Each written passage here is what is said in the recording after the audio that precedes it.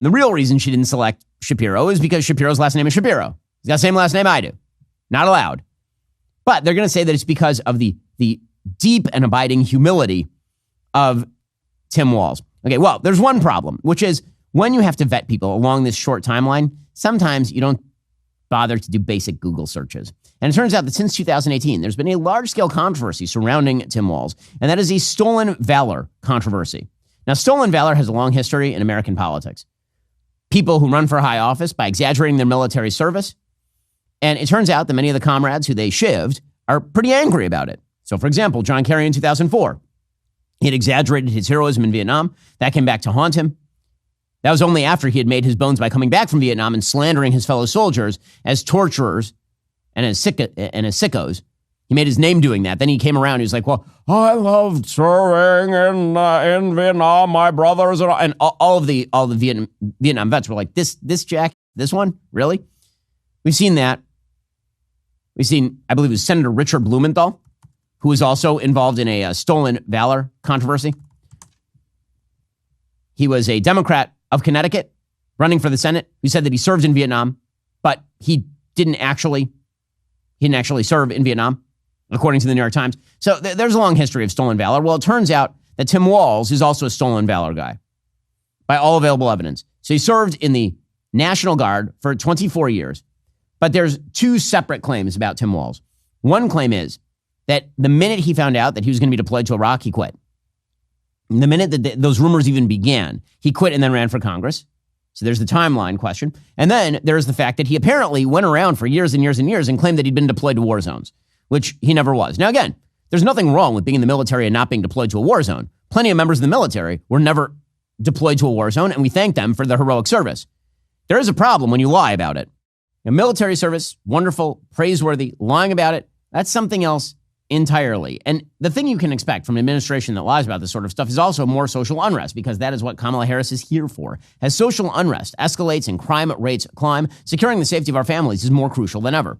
I'm about as pro-Second Amendment as it gets. The thought of using lethal force might not be ideal for everyone, which is why you should check out Byrna. Introducing the Byrna Ungun, the non-lethal self-defense platform. It's lightweight, it's easy to use. It uses an easy-to-load 5-round magazine. It's powered by an 8-gram CO2 cartridge. Byrna launchers fire a 68 caliber chemical-filled projectile using patented pull-pierce technology, where the CO2 canister is only punctured on the first trigger pull, which means your launcher is always ready. It's capable of incapacitating an attacker for over 30 minutes. It's accurate and effective at over 60 feet. So it's great for home defense. And also prevents you from making, like a horrifying mistake. It requires no permits and no background checks. It's interstate travel friendly. With Byrna, you will be prepared to defend. The Byrna is a safer, more sensible alternative that could potentially save lives on both sides, protecting both user and aggressor.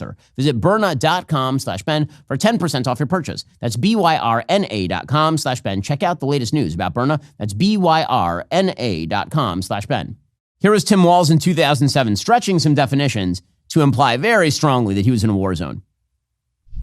Actually, it was based on the educational system in Minnesota was one that we kind of aspired to teach in. So I ended up in southern Minnesota. My wife's been there for many generations. And your military background? I spent 24 years in the National Guard, some of that full-time. I was an artilleryman. I deployed in support of Operation Enduring Freedom. My battalion provided base security throughout the European theater from Turkey to England in the early stages of the war in Afghanistan. And that same battalion is now in Iraq at this time. So he's talking about how his battalion ended up in Iraq. He was not in Iraq. He's talking about how he provided support for the wars in Afghanistan and Iraq, stretching some definitions right there, at the very least. And somehow, pretty much every article from 2007 to 2018 included the lie that he was actually in Afghanistan or in Iraq. There are many, many of these. He actually endorsed a book that claimed that he was in Afghanistan. So weird that everybody got that impression when he never was. So there are a lot of veterans who are very, very angry about all of this. And then there's the question of the timeline.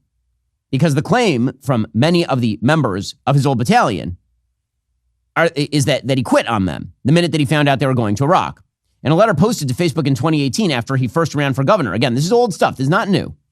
Retired Command Sergeants Major Thomas Behrens and Paul Herr said Walz retired from his 24-year tenure in the National Guard after learning his battalion would be deployed to Iraq, despite allegedly assuring his fellow troops he would join them. Quote, on May 16th, 2005, Walz quit, betraying his country, leaving the 125th Field Artillery Battalion and its soldiers hanging without its senior, non-commissioned officer as the battalion prepared for war, they wrote. Walz wrapped his military career just in time for him to launch his political career.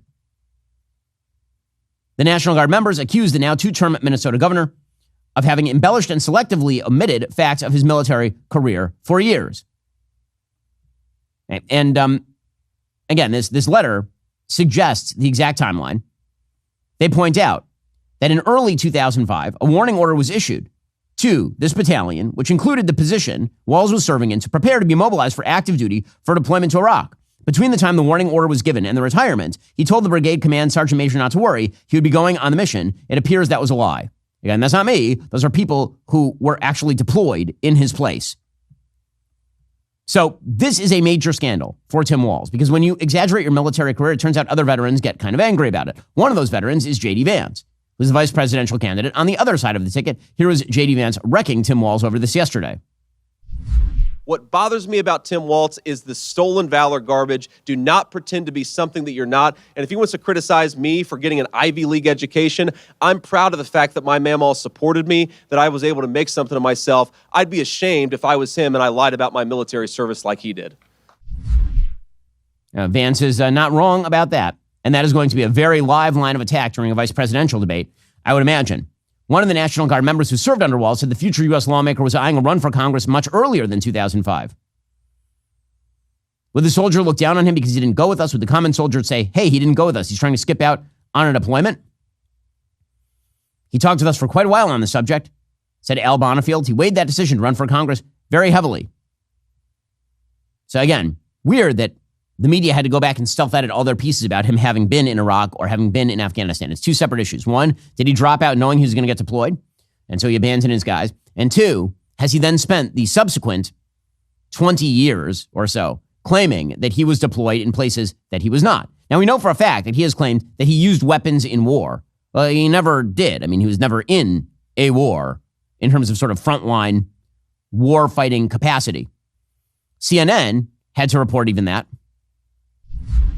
Walz did make a comment, speaking to a group, he's done it a couple of times, where he has used language that has suggested that he carried weapons in a fighting situation. As you know, with your contact with the military, I know from coming from a military family, there is a difference between being in a combat area, being involved at a time of war, and actually being in a position where people are shooting at you.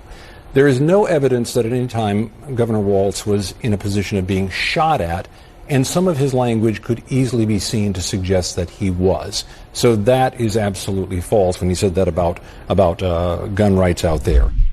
Now, CNN did try to walk this back and pretend that he didn't avoid combat in any way, which, again, is an allegation made by members of his own unit.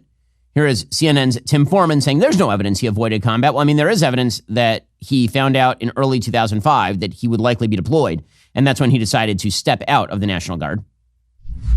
As you would expect often with Team Trump out there, there's some truth, there's some falsehood in it. Let's start with the initial claim there, the notion that somehow what Tim Walz did was dodge going to service. He was in the Guard for 24 years. J.D. Vance was in the Marines for 4 years.